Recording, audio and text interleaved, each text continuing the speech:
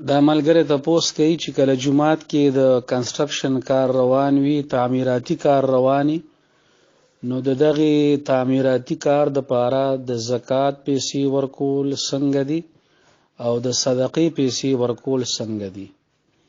نو جواب دا دی چې د زکات پیسې د جومات په تعمیر کې ورکول جایز نه دي. که چا د زکات پیسې تعمیراتي کار لور کړي نو د صدقې ثواب به وشي او زکات به نه ادا کیږي، زکات به دوباره ادا کړي. د دین علاوه هغه پیسې او هغه مال ورکول چې په یو کس باندې لازم وي، لکه مثال په تور باندې د قسم کفاره شوه او منښت شوه او سرسایه شوه، دغه قسمه پیسې ورکول په جماعت کې د تعمیر د پاره دا جایز نه دي.